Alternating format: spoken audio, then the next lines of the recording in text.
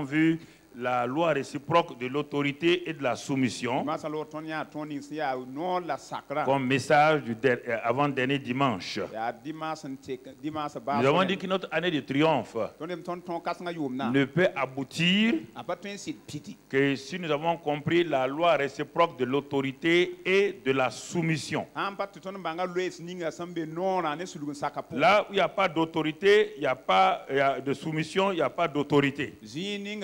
Et nous avons vu que même le monde satanique est bien structuré, le monde satanique est aussi bien organisé. Et donc nous avons dit que Satan et ses démons n'obéiront jamais à un chrétien qui est insoumis. Et nous avons dit qu'il y a deux niveaux de soumission. Le premier niveau, c'est le niveau vertical, se soumettre à Dieu et à sa parole. Le deuxième niveau, c'est se soumettre à des autorités, qu'elles soient spirituelles, politiques, administratives et juridiques et tout, se soumettre à eux. Et quand nous refusons, que ce soit la soumission naturelle ou la soumission spirituelle, obligatoirement, nous allons avoir des sanctions. Ça, c'est le monde, tout le monde entier, tous les pays du monde sont d'accord avec ça.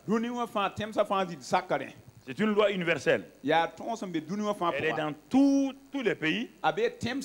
Quel que soit le pays, quel que soit le régime, la soumission et l'autorité vont ensemble. C'est Dieu qui a mis ça dans le cœur des hommes. Il en est de même sur le plan aussi donc, spirituel. Lorsque nous ne soumettons pas au niveau... Quand nous sommes dans une communauté, nous ne nous soumettons pas aux règles de la communauté.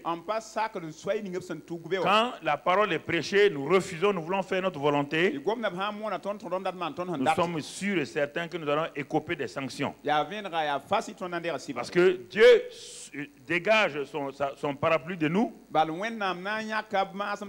nous livre. Et nous livre. Et l'ennemi en ce moment-là est libre de venir faire de nous ce qu'il veut. Alors, donc, avec tout cela, nous avons parlé que si nous voulons entrer dans le triomphe, apprenons à respecter donc cette loi spirituelle, la soumission et l'autorité. Et c'est pourquoi nous avons dit que les fils de Séva, quand ils ont voulu chasser les démons, et les démons ont dit, il n'y a pas de problème. Si c'est le nom de Jésus là, nous connaissons Jésus. Nous obéissons à Jésus. Hein? Il n'y a pas de problème. Mais toi, de qui détiens-tu ton autorité? Parce que dans le royaume de Jésus, nous ne te connaissons pas. Tu n'as aucune autorité dans le royaume de Jésus. Parce que vous n'êtes pas soumis à Jésus. Et à cause de ça, vous ne pouvez pas exercer votre autorité. Et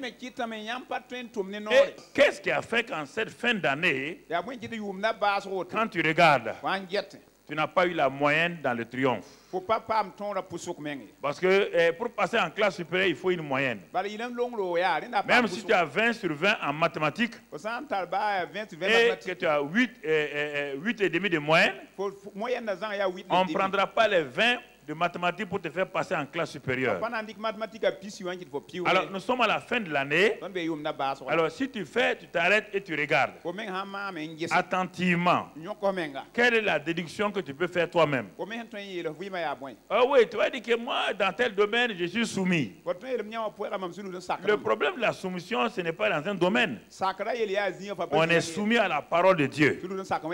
Alors, si tu t'arrêtes aujourd'hui, alors, est-ce que tu peux dire, j'ai la moyenne? Est-ce que je n'ai pas même une mention, d'abord, une mention assez bien ou bien? Non, je dis simplement la moyenne. Est-ce que tu peux dire, moi, j'ai la moyenne? En tout cas, dans tout ce qu'on a donné là, j'ai tout fait. Et chaque fois que ça ne va pas, je fais tout. Si l'enfant veut augmenter, il veut passer en classe supérieure, il doit travailler les matières où il est faible, oui ou non? Il ne reste pas à se vanter dans les matières où il est fort. Non. Il doit travailler les matières où il est faible. Et quand il va travailler dans ces matières-là, le français, l'anglais, donc, je ne sais pas moi, les sciences naturelles, toutes ces choses-là, c'est ça qui va lui permettre donc de passer à la classe supérieure. Et son 20 en mathématiques-là va lui permettre d'avoir une mention maintenant. Ce n'est pas le 20 qui va le faire passer. Le 20 là est un bonus qui va lui permettre d'aller au-delà des autres élèves moyens. Donc, c'est pourquoi dans la vie chrétienne, et il y a ceux qui ont des mentions, parce que c'est vrai qu'il y a 2 ou 3 domaines où ils sont excellents. Les autres domaines là, ils font tout pour être moyens. Et le fait qu'ils ont la moyenne, et les domaines où ils sont excellents, les fait passer à une mention maintenant. Mais il y a des gens qui ont choisi une seule matière. Je vais choisir une seule matière spirituelle. Et quand je vais développer ça, oui, c'est bien. Mais tu n'auras pas la moyenne générale. Et ça va t'empêcher. Tu seras fort en mathématiques, mais tu vas redoubler en permanence. Et à ce moment-là, quand on redouble 2 fois, tu es renvoyé. Même avec les 20 en mathématiques. Alors, c'est pourquoi ce matin, alors quand on va faire la conclusion de l'année, tout cela, ça dépend de quoi? Parce que ce dimanche-là est le dernier dimanche de 2016. En même temps, le dimanche intermédiaire entre 2016 et 2017. Alors, quand on regarde aujourd'hui, pour compléter au message du dimanche passé, nous allons voir que ce qui nous a empêché, plusieurs d'entre nous, de triompher de façon générale. Parce qu'il y a des dons, il y a des gens qui ont des dons dans un domaine, ils triomphent là-bas, mais ce n'est pas eux. C'est Dieu qui leur a donné un don pour triompher. Et c'est pourquoi il y a un élément important. Et ce matin, c'est le cœur du triomphateur cherche et trouve. Voilà le titre, tu peux le balancer maintenant. Le cœur du triomphateur cherche et trouve. Un triomphateur a un cœur de chercheur et de trouveur. Ah,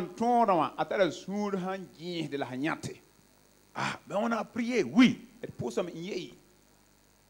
Quand tu as fini de prier, ton cœur t'a empêché d'avoir la victoire.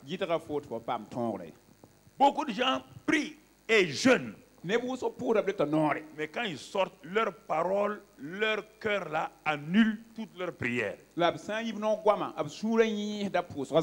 gens pensent que comme je prie, je jeûne là, donc Dieu... Non, non, non, non. Si j'ai fini de jeûner et de prier, tu n'as pas lu Ésaïe 58, j'ai fini de jeûner et de prier. Je finis mon jeûne. Et l'ouvrier qui travaille avec moi, soit je l'insulte, ou je lui fais une injustice. Ma prière et mon jeûne là ne servent à rien. Les gens ont cru que la vie chrétienne, on peut disséquer en morceaux. Non. Si vous enlevez les membres de mon corps là, vous n'avez plus Mamadou Karambiri. C'est parce qu'ils sont réunis ensemble et ils sont en jonction que c'est ça qui forme Mamadou Karambiri. Si mon bras est fort et que mes pieds sont faibles, je ne peux pas aller loin. Je ne peux pas agir. Il faut un équilibre, une harmonie dans mon corps. Et c'est ça qui fait que ma vie est une vie vraiment saine, hygiénique et bénie et forte. L'élément important donc c'est le cœur. Que ça soit pour les années passées, que ça soit pour l'année et les années à venir, cet élément-là, nous l'avons répété, c'est ton cœur. Parce que Dieu dit que de veiller sur ton cœur, de veiller sur mon cœur, car c'est de lui que viennent les sources de la vie. Ça, c'est dans Proverbe 4, 23. Note-le seulement, on ne voit pas. Proverbe 4, 23. Il dit, veille sur ton cœur. Il n'a pas dit. Il dit, veille, si tu veilles sur ton cœur là, ta bouche ne dira pas le contraire de ton cœur. Car Jésus dit, c'est de l'abondance du cœur que la bouche parle. Veille sur ton cœur. Veille sur ton cœur. Même si tu ne parles pas, si tu ne veilles pas sur ton cœur, tu auras des problèmes. Tu auras des problèmes. On peut être rebelle dans son cœur sans dire un mot. Il y a des gens, quand vous les voyez, apparemment, ils sont comme soumis. Ils vont dire, ah oui, mon frère, papa, tant.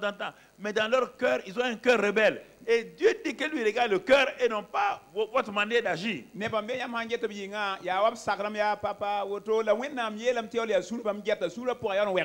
Quand vous leur dites de faire ceci, ils vont dire oui, leur bouche va dire oui, papa, je vais faire. Mais 10 jours après, 3 mois après, vous vérifiez, ils n'ont pas fait. Alors, est-ce qu'ils sont soumis? C'est dû à quoi? À leur cœur. Le cœur a refusé. Ils se soumettent à l'autorité. Et leur bouche a été hypocrite en ce moment. La bouche a contredit son cœur. C'est ce qu'on appelle l'hypocrisie.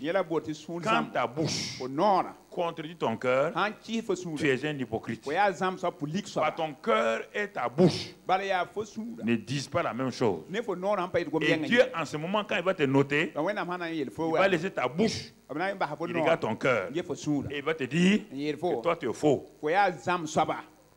Les gens vont dire, mais pourtant il dit, papa, je vais me soumettre, papa, je vais faire, papa, je vais faire. Non, et il ne fait pas. C'est son cœur. Alors c'est pourquoi il dit veille sur ton cœur, car c'est de lui que viennent les sources de la vie.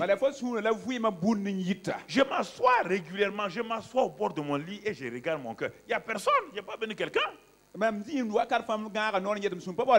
Ça, je l'ai fait, ça fait plus de 30 ans. Je m'assois au bord de mon lit et je me regarde, Mamadou Karambiri, je me regarde moi-même. Je me regarde ce qui est dans mon cœur.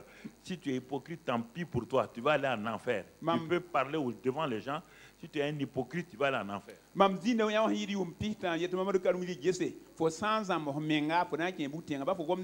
J'ai appris à être mon propre juge avant que quelqu'un ne me juge. C'est pourquoi quand quelqu'un veut me juger, ça ne me dit rien parce qu'il va me juger sur du faux. Je me juge moi-même au moyen de la parole de Dieu. Je ne laisse pas parce que les gens ne connaissent pas mon cœur. Aucun d'entre vous ne connaît mon cœur. Ma femme ne connaît pas mon cœur.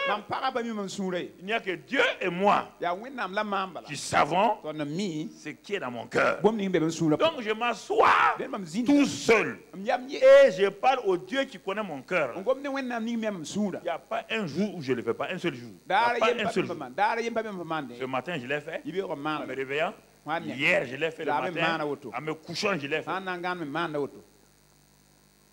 Veille sur ton cœur. Tu as dit veille sur ton cœur. Parce qu'il y a beaucoup de bouches qui mentent qui mentent parce que leur cœur ment. Tu as fait ça? Oui, j'ai fait. Quand tu habitues ton cœur à mentir, ta bouche ne peut plus faire autre chose. Parce que ta bouche est le directeur commercial de ta vie. Un directeur commercial ne fait que vendre ce que son usine produit. Ton cœur est ton usine. Ta bouche est ton directeur commercial. Le directeur commercial ne vend pas des mangues dans une entreprise où on fabrique des lampes. Il ne peut pas. On l'a embauché dans une entreprise de lampes. Il peut pas vendre des mangues. Comprenez? Donc le cœur de l'homme, il faut, quand Dieu dit de veiller là, ça veut dire qu'il dit veille. Dieu a dit au premier homme, on l'a vu la semaine dernière, il a dit à Adam, veille. Le jardin d'Éden c'est ton cœur. Si tu ne veilles pas, quelqu'un va rentrer et va te détruire. Quand vous parlez aux gens seulement, ils se fâchent, ils s'en vont s'asseoir. Mais ok, très bien. Tu te fais du mal à toi-même. Le cœur. Veille sur ton cœur. Veille sur ton cœur. À la fin 2016, là, c'est ça qui a fait ton échec.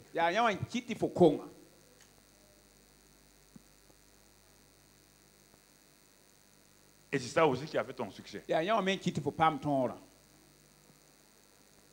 Pas autre chose. Pas les actes. Ton cœur. Ton cœur. Là où tu es assis là, tu dois t'évaluer toi-même. J'ai fait ça, non. Non. Ton cœur. Tu peux balayer l'église là avec un mauvais cœur. Quand Dieu regarde, il tourne sa tête, il dit, mais ça c'est...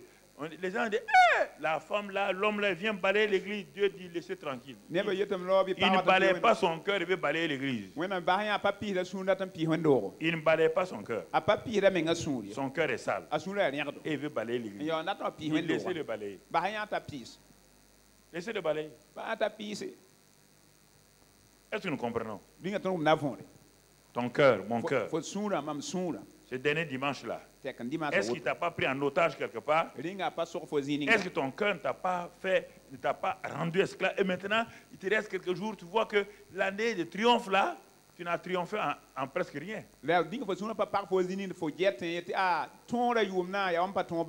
Ah, c'est important. Mon frère, ma soeur. Regarde dans Acte 17, verset 26. Acte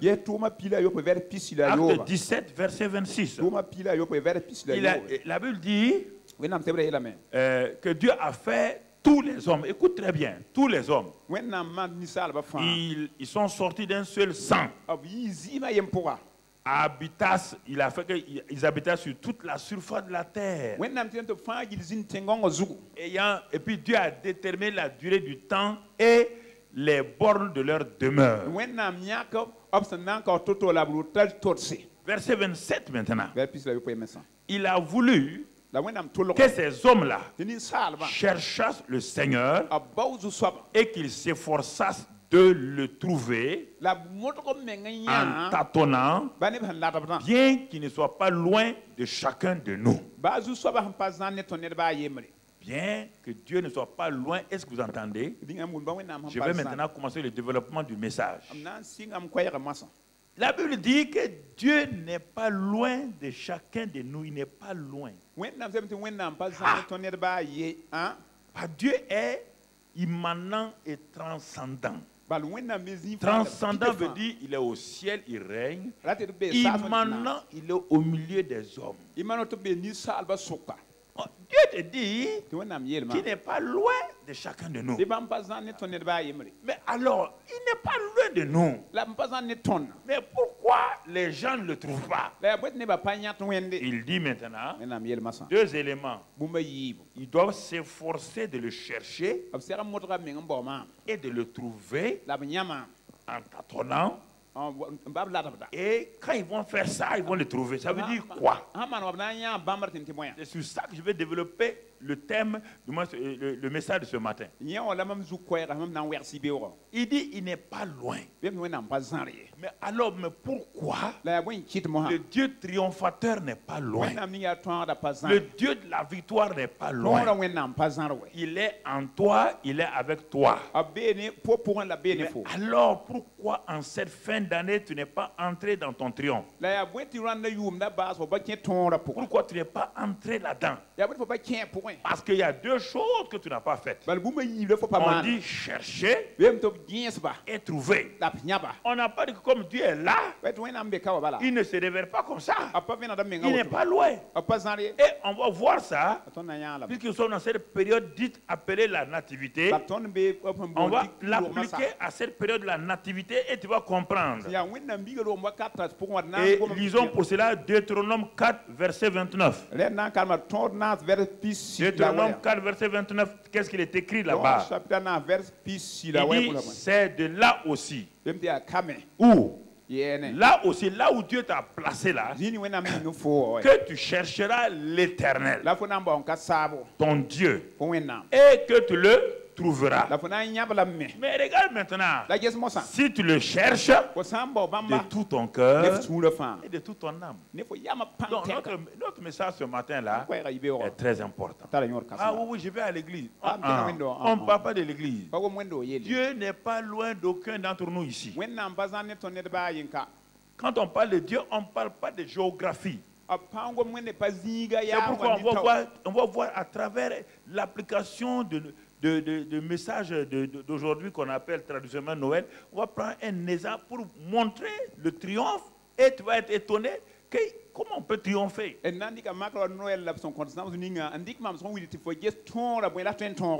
il me dit qu'il a créé des hommes partout. Et il a donné des lieux où ils doivent habiter. Ils viennent d'un même sang. Et ce Dieu-là dit qu'il les a créés pour qu'ils le cherchent. Et c'est fort de le chercher, de trouver en tâtonnant. Car il n'est pas loin d'aucun d'entre eux. Et Deutéronome dit oui, c'est vrai. Et ce Dieu l'a dit que là où il t'a placé là, il t'a placé afin que tu le cherches et que tu le trouves. Mais pour le trouver, il faut le chercher de tout ton cœur et de toute ton âme. Donc c'est le cœur et l'âme qui cherchent et qui trouvent Dieu. Qui voient la réalité de Dieu. Qui voient le Dieu triomphateur. C'est le cœur et mon âme qui cherche et qui trouve ce Dieu-là. Tout autre argument est inutile. Tout argument, Dieu m'a appelé à faire ceci, Dieu m'a appelé, c'est inutile. Avec ton cœur, il y a quelque chose qui ne va pas dans ton cœur. Alors, regardons, on va l'appliquer maintenant à cette période-là. Et on va aller dans Matthieu 2, verset 1. Jésus étant né à Bethléem en Judée, au temps du roi Hérode. Voici les mages d'Orient arrivèrent à Jérusalem.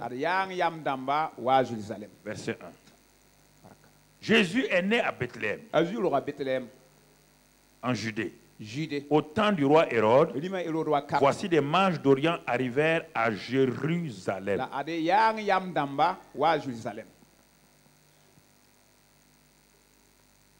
Trois lieux géographiques. Mais vous allez voir, le premier lieu s'appelle Bethléem. Maison de pain. Deuxième lieu, Jérusalem. La cité du grand roi, cité de la paix. Troisième lieu, l'Orient. C'est tellement vague qu'on n'a pas précisé la ville. Dit l'Orient. Des gens qui sont loin. Des gens qui sont loin.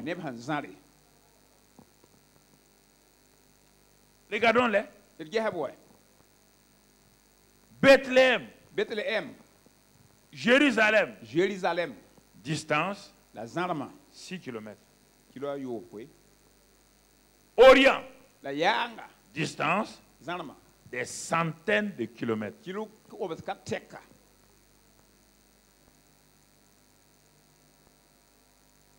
Je veux que vous saisissez.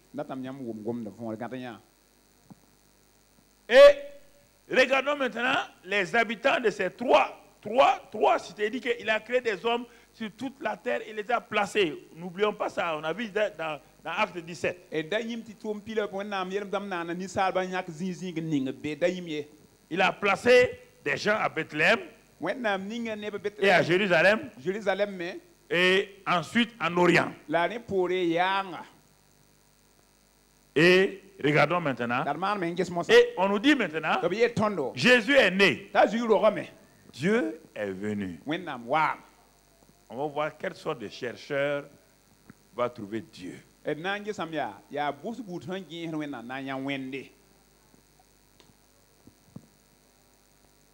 Quel est le chercheur qui va trouver ce Dieu qui est venu? Il dit qu'il n'est pas loin d'aucun d'entre nous. Il n'est pas loin. Il est né à Bethléem, à côté 6 km de Jérusalem. Mais il y a des gens qui vont venir de loin. On va voir, on dit qu'il n'est pas loin. Il n'est pas loin. Il n'est pas loin, ça veut dire quoi? Puisque Dieu est esprit. Le Dieu esprit n'est pas loin d'aucun homme. Il y a des gens qui prennent la route de la religion et n'arrivent jamais à trouver Dieu. Il y a des gens qui prennent la route, il y a plusieurs routes qu'ils prennent. On te dit qu'il n'est pas loin. Il n'est pas loin. Mais ils ne laissent pas leur cœur. Leur cœur. Chercher Dieu dans la sincérité, dans la vérité. Est-ce que pendant l'année 2016, pendant tous les mois de l'année 2016, tu as cherché Dieu pourquoi? C'est pourquoi exactement? Pour la bénédiction, pour l'élévation. Tu as cherché Dieu. C'est pourquoi le ministère. Regardons ici. Il est né. Dieu est là. Il n'est pas loin. Spirituellement.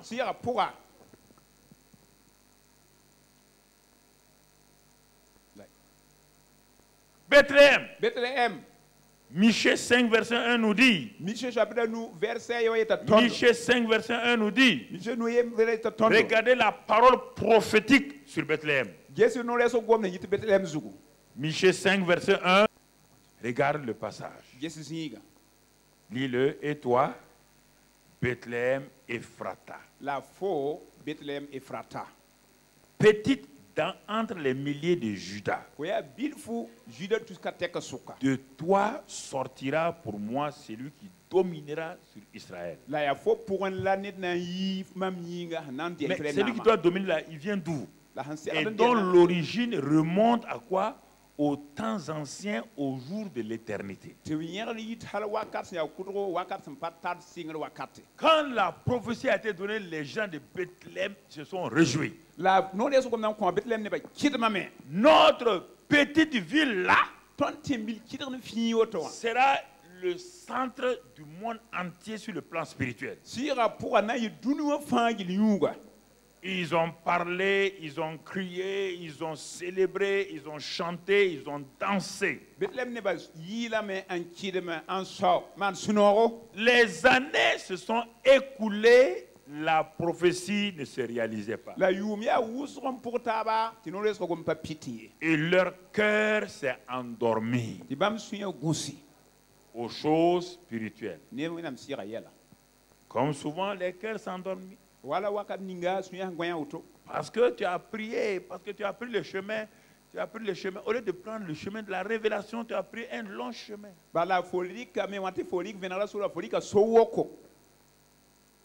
Et ça a été fait au temps de Michée. Des centaines d'années plus tard, la prophétie s'est accomplie à Bethléem. Et toute la ville est indifférente. Et c'est dans cette ville-là où les gens attendaient la naissance de l'ancien des jours, de celui qui a son origine aux temps anciens dans l'éternité là. Le Dieu de l'éternité là. Il est venu au milieu d'eux. Mais même pour avoir simplement une chambre d'hôtel, ils ont dit pas question.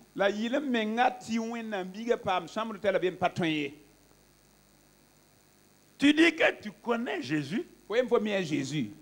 Les chambres d'hôtel de ton cœur là. Est-ce que tes chambres là sont ouvertes?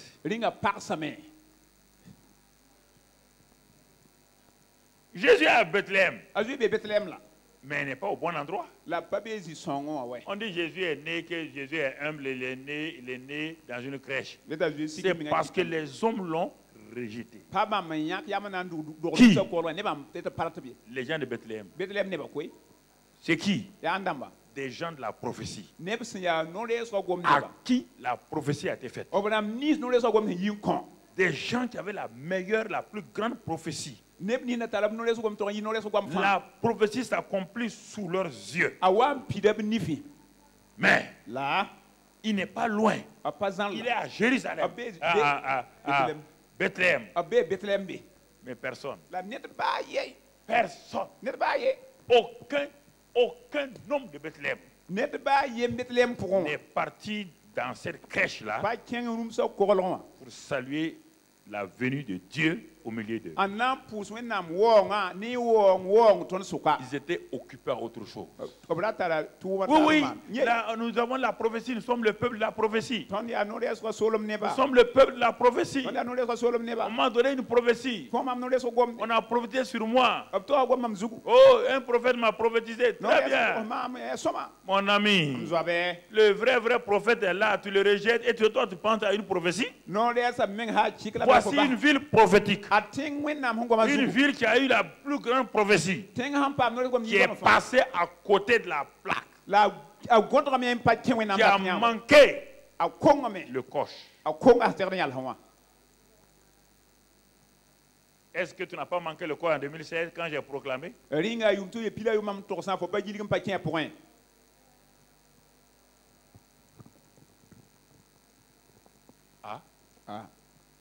Silence à Bethléem. Il n'y a que le bruit, les cris d'un bébé. En ce temps, les hôtels étaient remplis. Les habitants, la prophétie est devenue quelque chose de fade.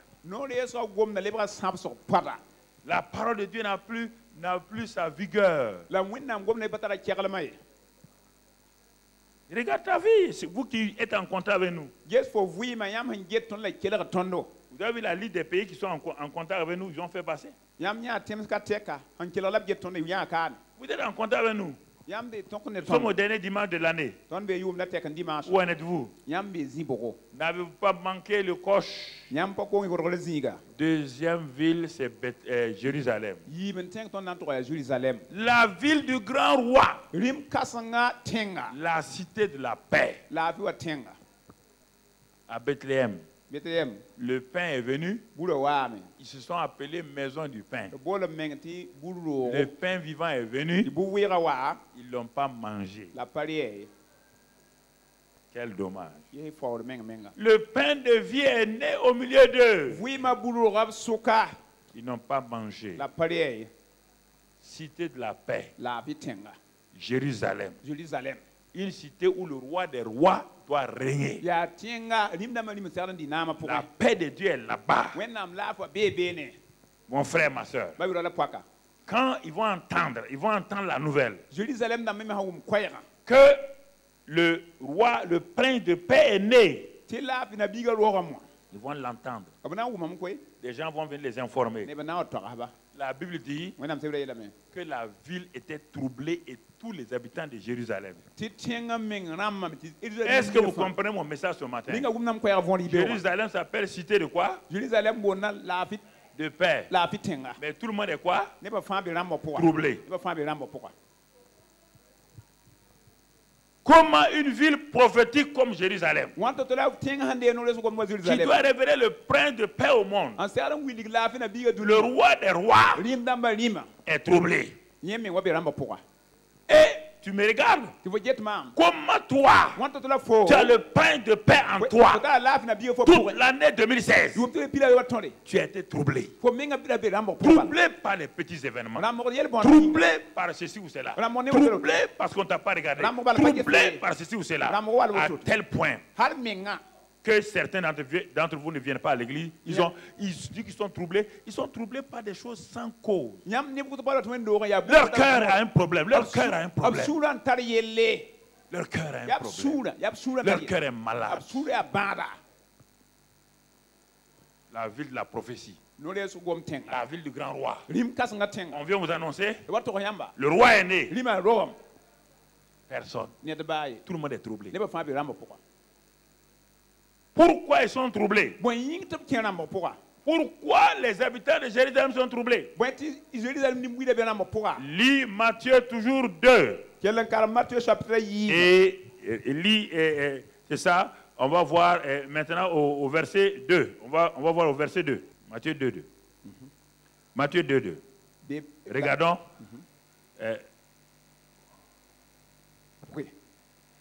et dire.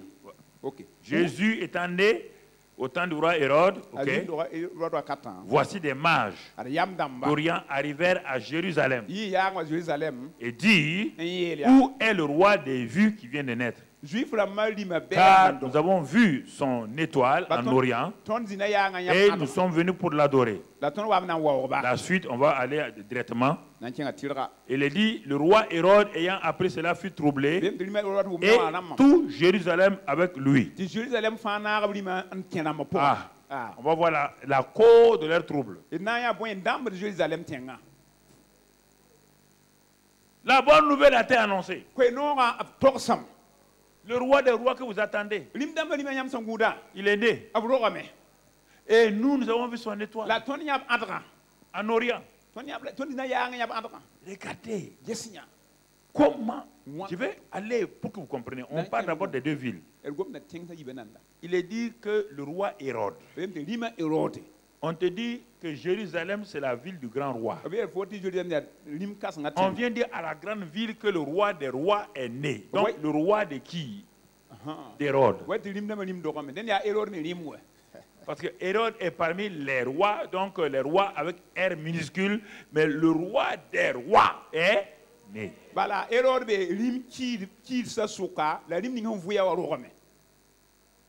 Et Hérode est troublé. Et tout Jérusalem avec lui. Ça veut dire que Jérusalem a été contrôlé par Hérode. Au lieu d'attendre le roi des rois, ils sont habitués à qui maintenant? Hérode veut dire gloire de la chair. La chair a commencé à faire quoi? À dominer le spirituel. Bien que ce soit la cité de la paix, la parole n'a pas eu d'emprise sur leur vie. La parole n'a pas eu d'emprise. C'est pourquoi en cette fin, tu es troublé. En cette fin d'année, tu es troublé. Tu es troublé dans un aspect de ton cœur. Ah, on a fait mon frère. Parce que la gloire de la chair a couvert la gloire du roi des rois. La gloire du roi des rois ne pouvait plus se manifester à Jérusalem. Parce que quelqu'un dominait là-bas qui s'appelle Hérode. Qui a ascendance sur ta vie? On a vu les 2 derniers mois, là, on a vu le vieil homme, on a vu la chair et tout. Donc, les 2 derniers mois, octobre, novembre. Jusqu'à présent, c'est ça le problème. La chair.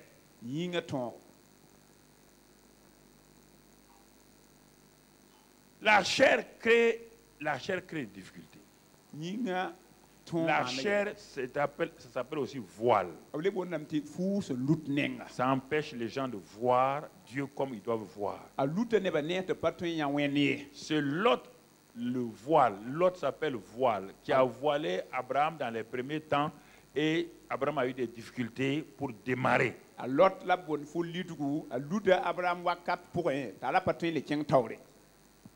Alors, mon frère, ma soeur, il est important que tu saisisses ce que Dieu est en train de nous dire ce matin. Indifférence à Bethléem, trouble à Jérusalem. Alors, est-ce qu'ils sont dans leur triomphe? Est-ce qu'ils ont triomphé?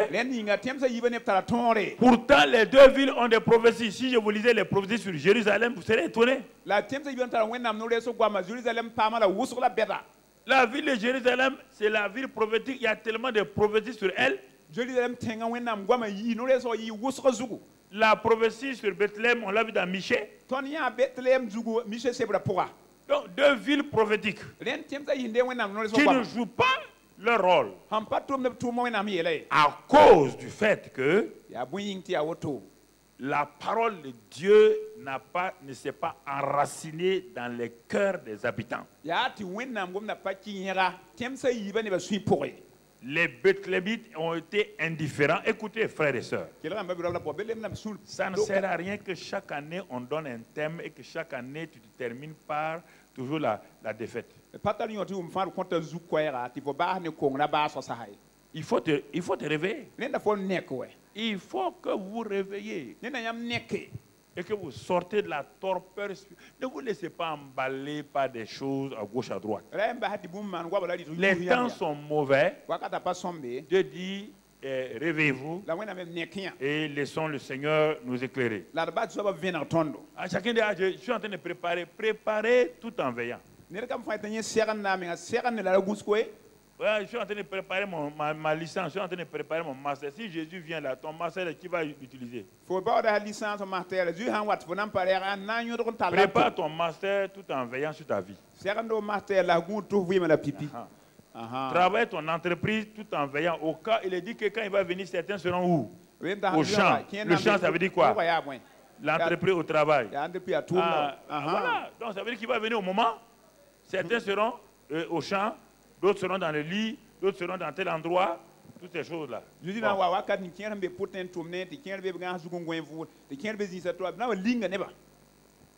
faut que ton cœur veille. Il est dit que dans le Cantique des Cantiques, que la tsunami dormait, mais son cœur veillait.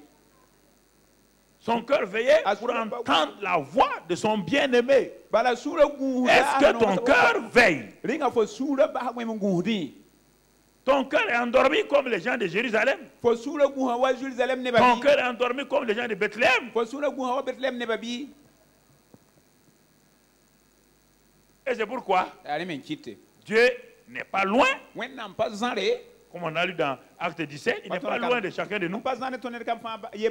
Il est en plein milieu de Bethléem. Aucun habitant de Bethléem ne regarde. Il est à 6 km de Jérusalem. Jérusalem est troublé. Alors, le ciel est étonné. On dit, mais comment? Mais Dieu, les anges disent, tes prophètes n'ont pas prophétisé sur Bethléem? Il dit oui. Ils n'ont-ils pas prophétisé sur Jérusalem? Oui. Mais pourquoi? Leur cœur. Leur cœur. Troisième groupe. On va aller loin maintenant en Orient. Matthieu 2 encore. Matthieu 2, verset 1, là, on reprend au verset 1.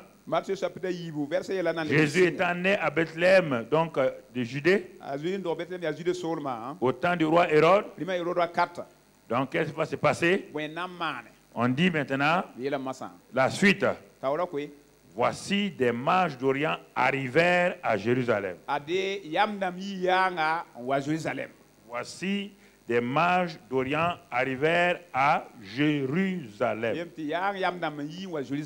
Ils sont arrivés à Jérusalem, la cité de la paix. Est-ce que vous comprenez? Qu'est-ce qui va amener ces mages? Ces mages-là, ce sont des savants, ce sont des philosophes, ce sont des chercheurs. Et en tant que chercheurs, ils savent que pour trouver, quand on cherche, il faut du temps, il faut du sacrifice et tout. Le christianisme à l'eau de rose, là, il faut arrêter.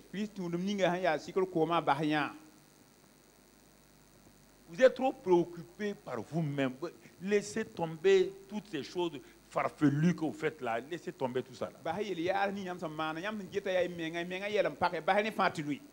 Les mages là, pourquoi ont-ils découvert l'étoile? Pourquoi ils ont découvert l'étoile?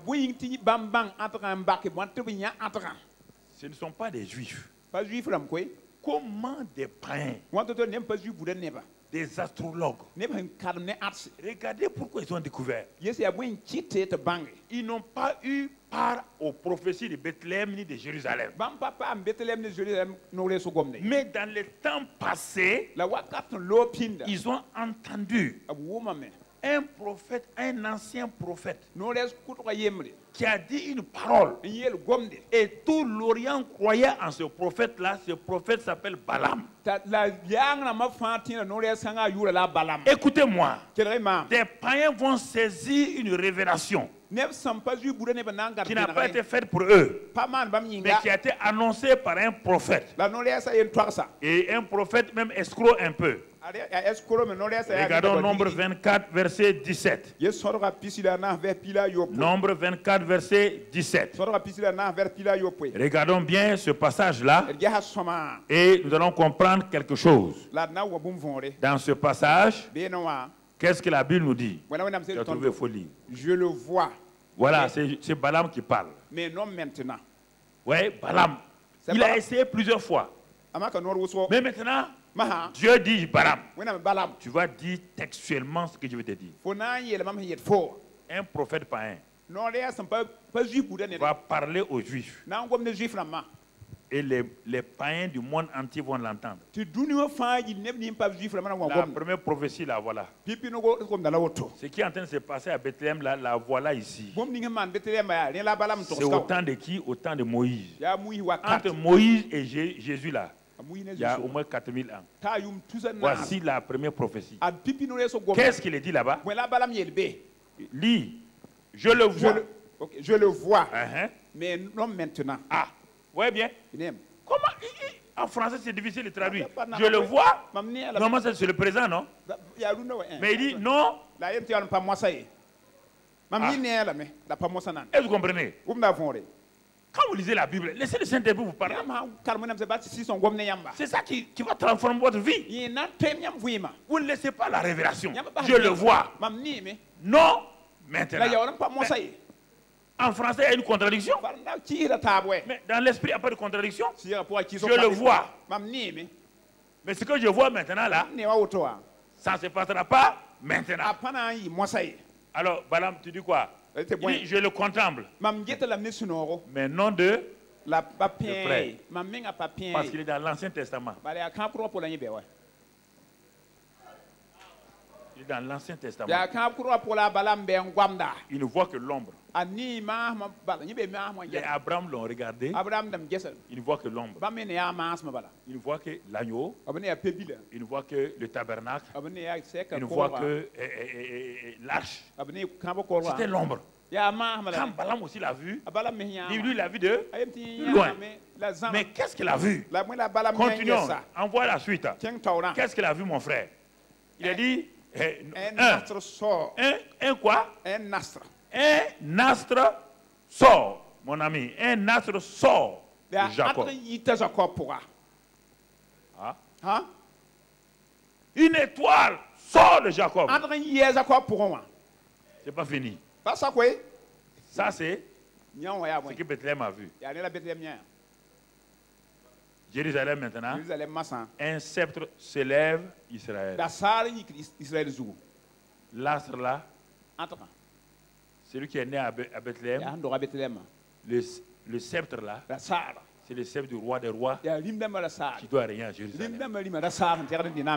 Et Balaam a vu tout ça. Balaam a vu ça. C'est ça. C'est pourquoi il faut rester devant Dieu. Un astre. Un sceptre. La suite du verset.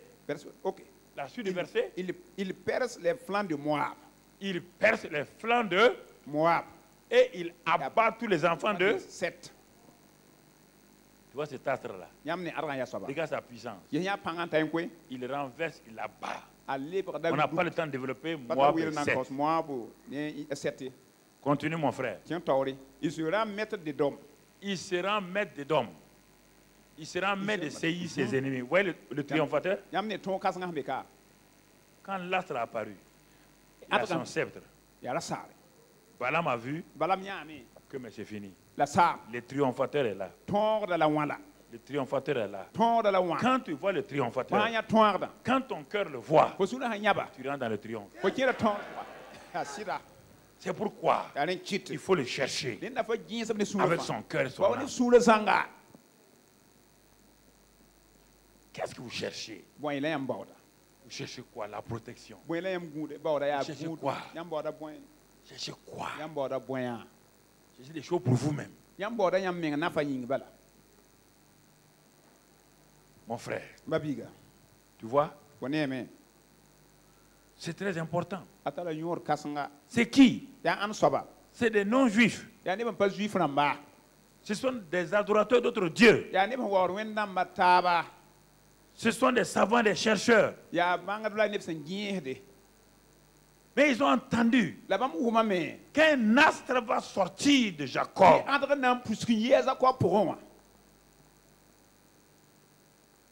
Et que cet astre-là, en même temps, un roi. Et son origine est une origine aux anciens temps. Il est divin. Et maintenant, ils ont entendu que Moïse, celui qui était là au moment où on annonçait ça, a dit qu'on ne peut trouver cet astre-là qu'en le cherchant de tout son cœur et de toute son âme.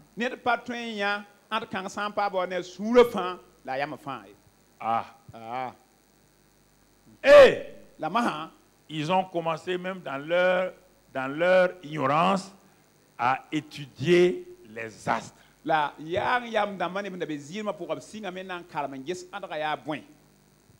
Ils ont pris la chose à cœur. Il est dit qu'ils ont vu, ils sont arrivés à Jérusalem, ils ont vu son étoile.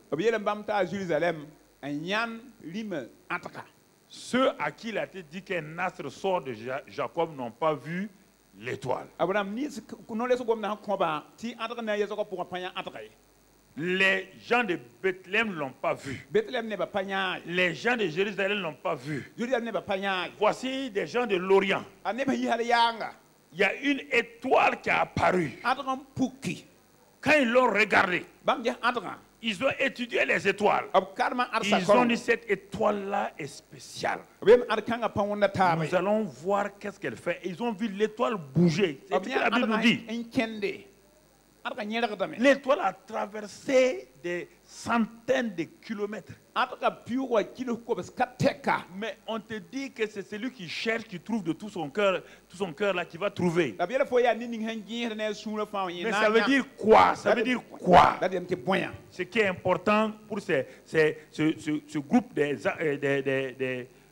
mages là, ils commencent leur recherche. Où une seule personne les intéresse. C'est celui dont ils ont vu l'étoile. Il y a trop de gens qui t'intéressent dans ta vie, c'est pourquoi tu as des problèmes. Tu adoreras le Seigneur ton Dieu, lui le premier. Et tu le serviras lui le premier. Mais tu mets tes petits copains au même niveau que Dieu. Tu mets tes affaires au même niveau que Dieu. Donc Dieu est simplement dans une panoplie de choses et de personnes. Et tu les as alignés. Et c'est pourquoi ils ne se révèlent pas. Qu'est-ce qu'ils ont fait? Écoutez-moi, frères et sœurs. Vous voulez avancer et vous ne voulez pas payer le prix. Ces savants, ces chercheurs, ces hommes riches, tu vas entendre qu'ils sont riches. Ils sont chercheurs. Ils sont riches. Qu'est-ce qu'ils ont fait? Ils ont donné dos à tout. Une seule personne compte. C'est lui qui est représenté par l'étoile. Je te pose la question. Dans l'année 2016, qui a compté pour toi?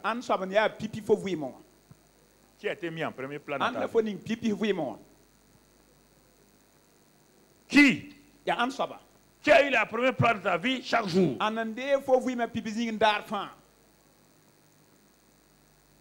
Ils n'ont pas eu de prophétie personnelle.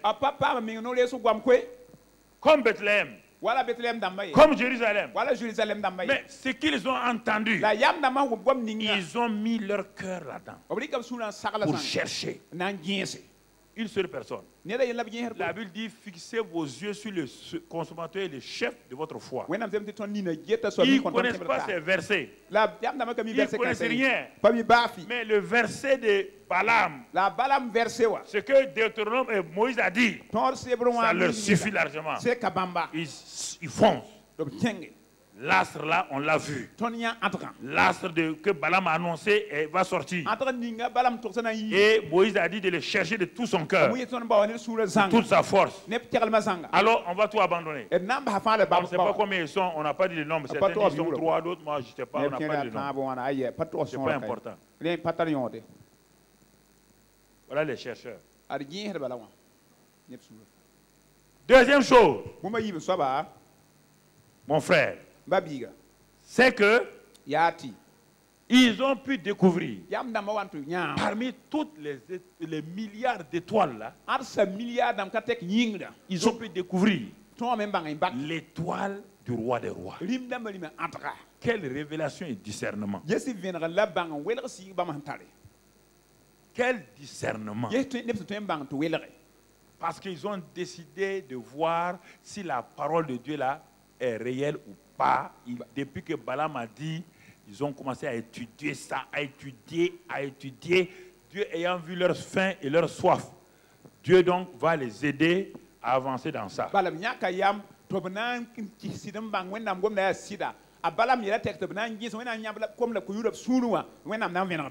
Vous comprenez? C'est ce qui est dans votre cœur. C'est ce qui tient votre cœur. C'est ce qui est important dans votre cœur que vous allez voir se réaliser. Mais en premier lieu, Dieu doit être le premier. Vous laissez trop de choses secondaires venir et vous voulez en même temps que Dieu n'a qu'à venir poser son cachet sur vos projets.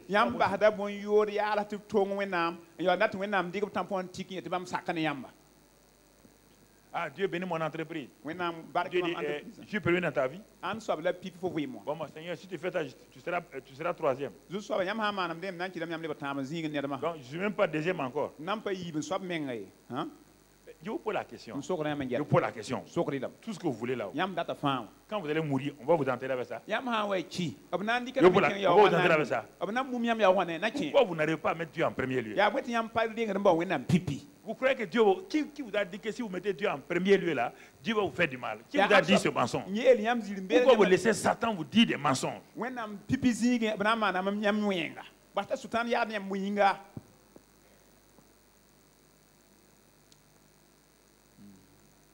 Vous voulez ça là? Vous n'avez pas vu des gens qui ont eu ça, ils sont morts, laissés? Tout ce que vous voulez là, reste sur la terre. Mettez Dieu en première place. Ok. Vous ne voulez pas? Continuez. Vous allez le rencontrer.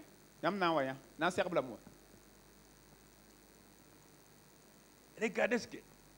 Troisième chose. Ces marches d'Orient là. Le voyage est long. À Bethléem. Jésus était dans l'autre carré là, dans les 6 mètres là.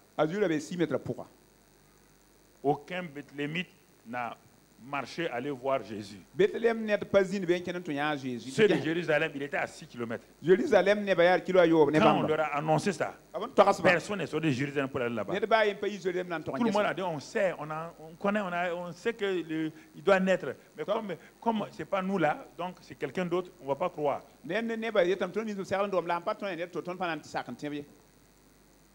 Comprenez? C'est ça. Voici le vrai problème. Voici le vrai problème. Mais les mages d'Orient se sont assis, ils ont calculé. Il n'est pas le roi des gens d'Orient. On a dit c'est le roi des Juifs. Mais il y a quelque chose qui dit dans nos cœurs là, qu'il intéresse le monde entier. Nous allons partir Les gens ont dit, vous allez partir où? Vous allez partir à Jérusalem. Attention, vous êtes des païens, ça ne fait rien. Nous avons la révélation que si on arrive là-bas, on va découvrir quelque chose d'important. Ça a été coûteux, fatigant, épuisant.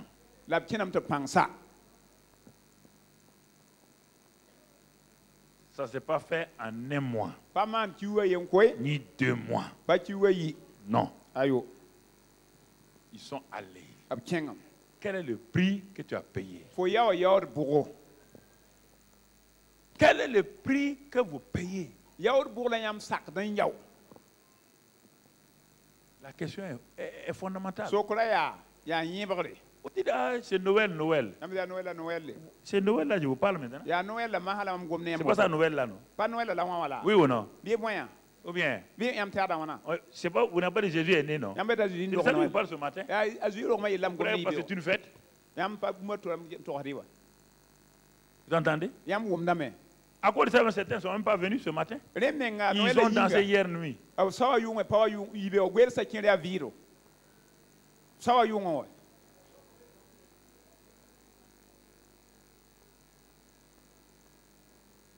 Et puis ils me regardent à la télévision, misérable.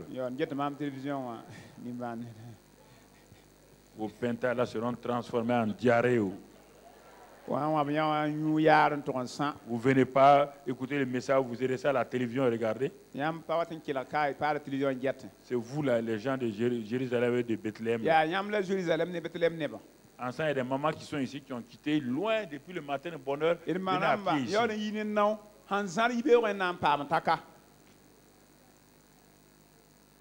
Ils ont tout. Ils ont l'argent. Mais ils ont entrepris le voyage le plus périlleux. Difficile. Ils ont mis leur argent. Pourquoi? Parce que leur cœur avait été mis le premier. On ne met pas l'argent là où le cœur n'est pas. On ne paye pas le prix là où le cœur n'y est pas. Quatrième chose, ils se sont révélés comme des adorateurs. Parce que quand ils sont arrivés à Jérusalem, ils disent que nous sommes venus pour l'adorer. Ça veut dire qu'ils étaient adorateurs en quittant leur pays et ils sont venus annoncer aux gens de Jérusalem, nous sommes des adorateurs. Et Dieu cherche qui? Dieu dit voilà, j'en ai trouvé. Il a fallu que des gens viennent de là-bas pour que j'ai les adorateurs à Jérusalem et à Bethléem. Toutes ces églises réunies à Noël là, en train de fêter, ils sont pressés pour aller manger leur pintal, leur dindon. Ils n'ont pas de position d'adorateur.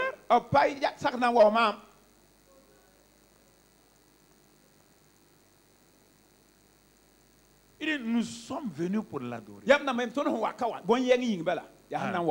Non, vous n'allez pas nous donner une leçon ici. C'est nous les Juifs. Ils ont oublié. Ils ont oublié une chose. Mon frère, ma soeur, que Dieu là, il est le créateur de tous les. Acte 17, on a vu, non? Il a créé tous les hommes, il les a mis là du côté. Il a donné simplement un ministère aux Juifs pour révéler Dieu au monde, mais il n'a pas dit que les Juifs là sont supérieurs à tout.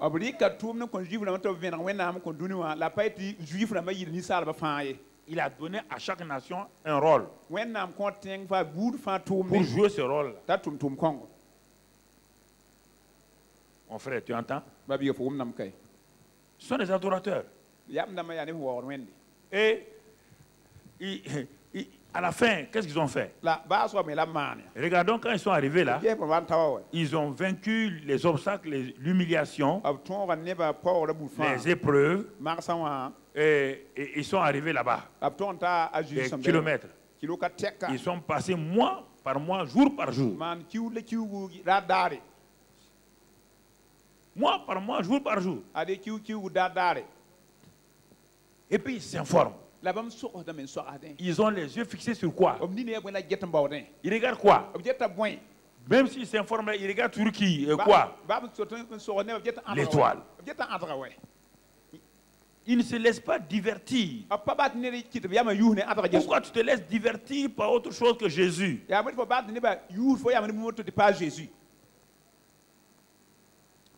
Regardez. Ils sont arrivés à Jérusalem. Il dit, où est-il? On dit, vous cherchez qui?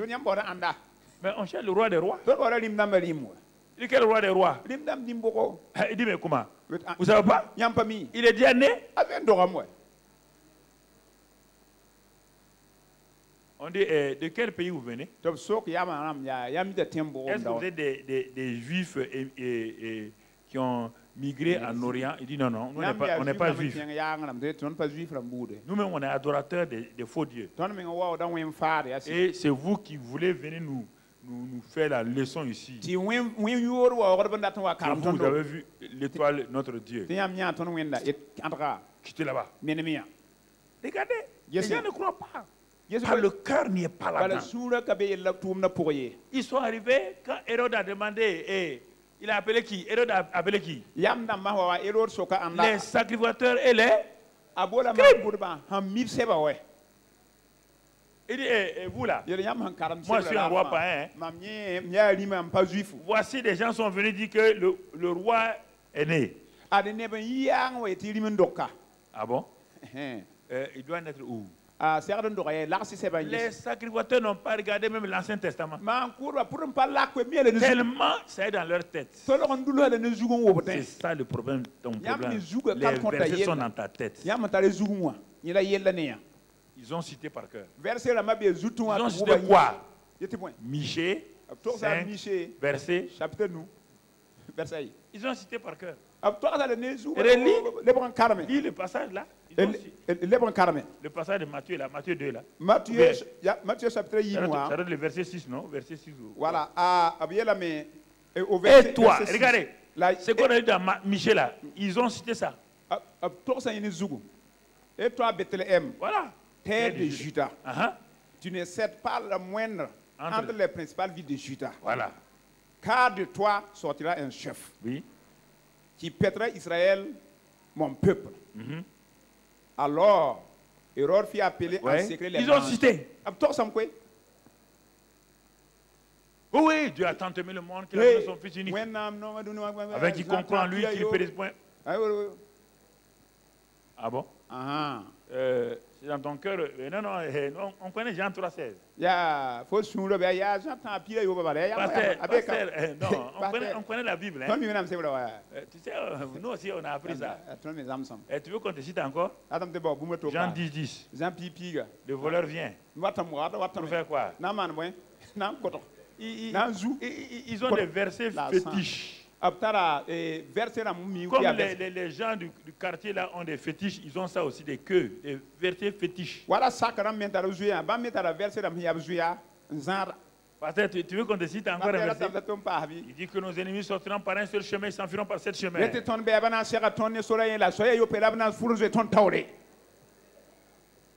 Pasteur, on connaît la Bible, hein? Pasteur, on va te dire Luc 10, 19. Il le dit. Voici, je vous ai donné le pouvoir de marcher sur les serpents et les scorpions et sur toute la puissance et rien ne pourra nous nuire. Pasteur,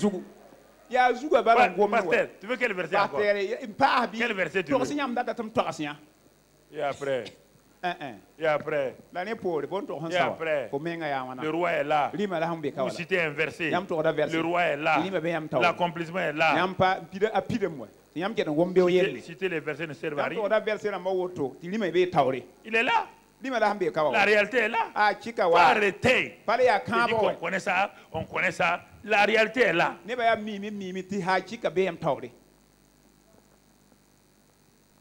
Quand ils ont dit ça, il a appelé les mages. Le roi là, il dit allez chercher l'enfant là. Quand vous allez le trouver là, au retour, venez me dire, moi aussi je vais aller l'adorer. Je vous pose la question. Quand ils ont pris leur route là, est-ce que les sacrificateurs les ont suivis? Est-ce qu'un habitant de Jérusalem les a suivis?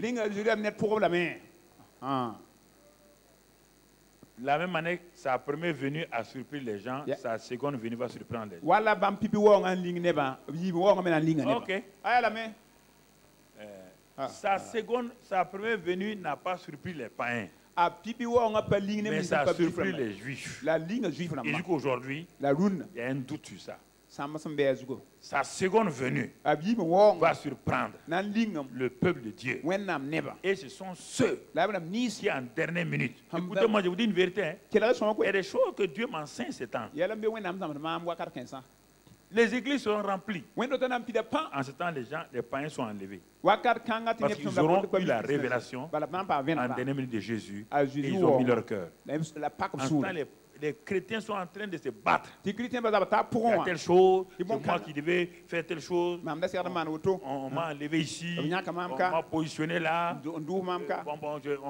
C'est moi qui devais être à cette place-là. Maintenant, on m'a dit d'aller ici. Ok, en ce temps-là, les païens sont partis. Les églises seront remplies. Vous imaginez? Les mages ont cru que toute la ville allait les suivre. Les mages ont cru, ils étaient tellement dans la joie. Et ils commencent à partir. Ils se tournent. Personne. Mais il dit, ah non. Ça, c'est les vrais juifs. C'est les croyants là comme ça.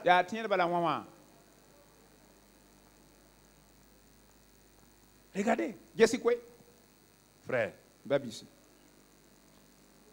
Regardez. Pourquoi les gens manquent les vraies bénédictions? Mais regarde, lis la suite là. Regardez comment Dieu fait. Regarde, quand ils ont commencé à faire quoi? Les mages là. Regarde, lis la suite. Ok.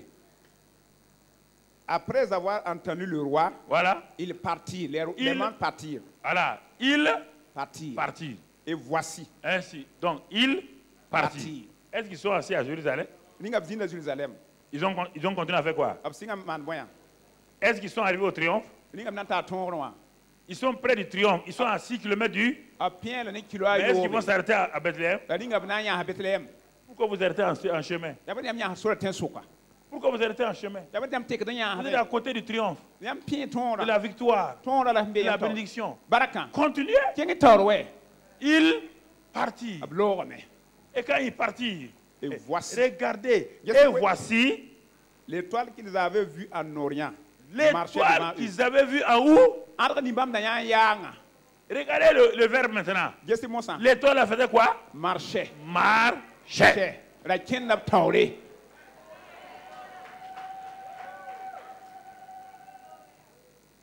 Regardez ce que Dieu fait.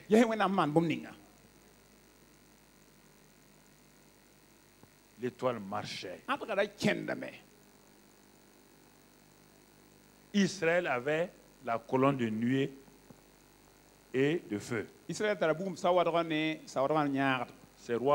mages-là, ils ont vu l'étoile. L'étoile marchait devant eux pour les conduire. Comme la colonne de feu conduisait Israël. Quiconque est en connexion avec le vrai Dieu aura une direction divine dans sa vie.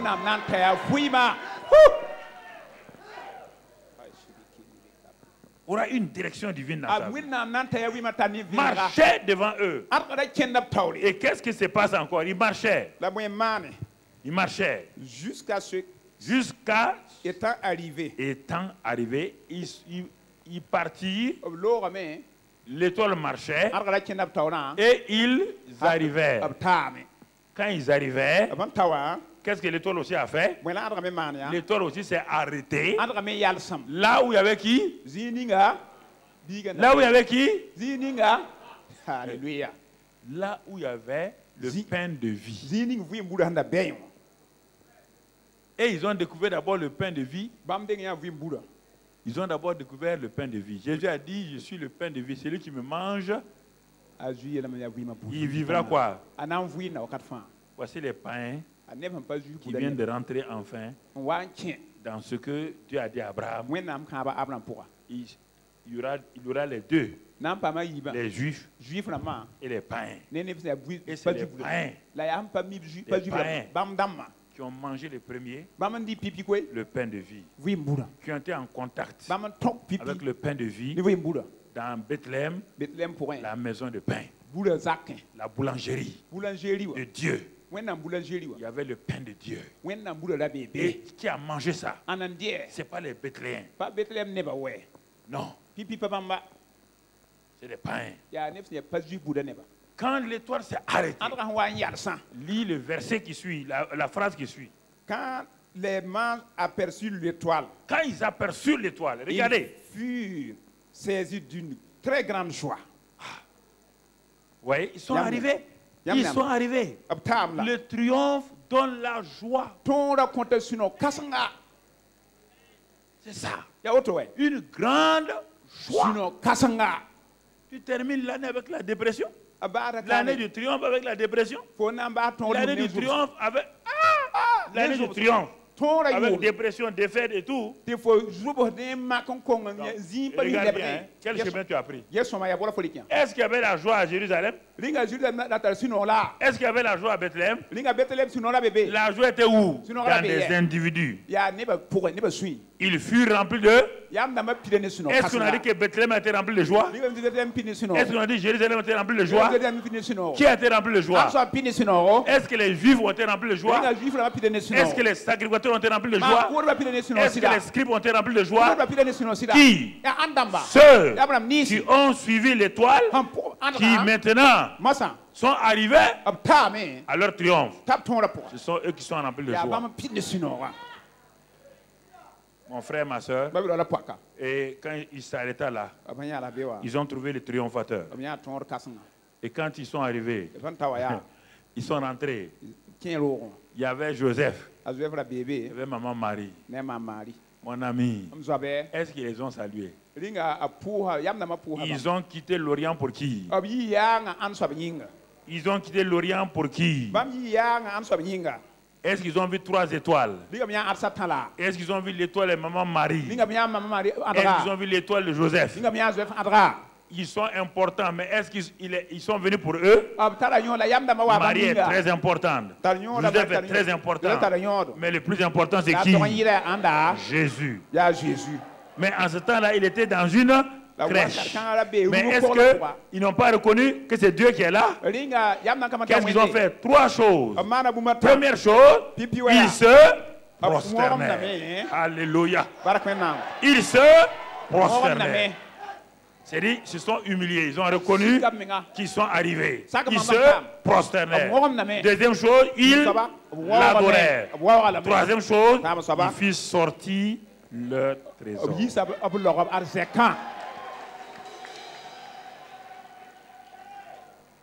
3 éléments principaux.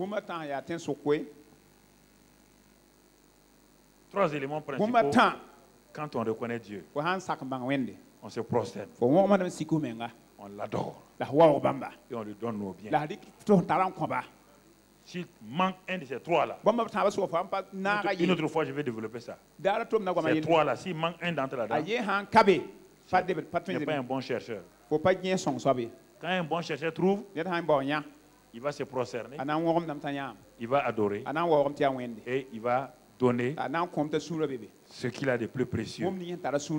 Ils ont donné des vieilles chaussures à l'enfant. Ils ont donné des tricots. Ils ont amené des chaussettes. Hein? Ils ont préparé ce que les mamans appellent comment? Layette. Ils ont amené layette. Ils ont amené des couches.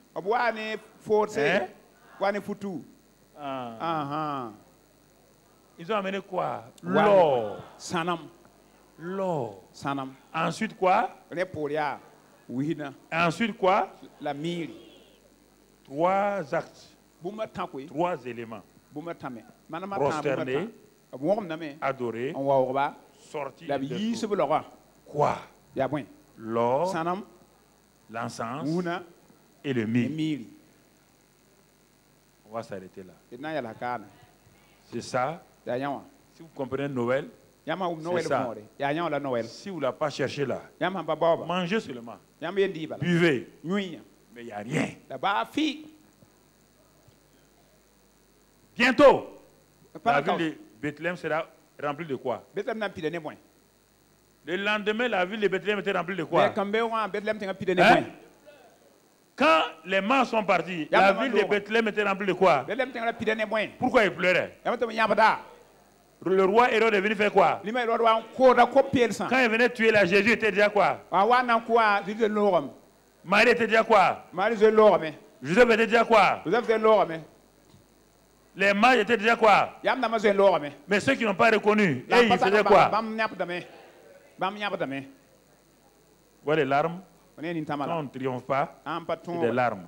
Quand on triomphe, c'est la joie. Que Dieu vous bénisse. Sa grâce soit sur vous. Au nom de Jésus. Amen. Excellent Père de grâce. Merci pour ce dernier dimanche de l'année. Dimanche intermédiaire entre la fin de l'année et la nouvelle année. Nous te sommes reconnaissants pour ta fidélité, ton amour, ta bonté. Merci pour ta grâce, pour ton peuple. Merci pour la parole de grâce et de vie que tu nous as donnée. Nous te sommes reconnaissants, Père. Sois béni et sois loué au nom de Jésus. Amen. Amen.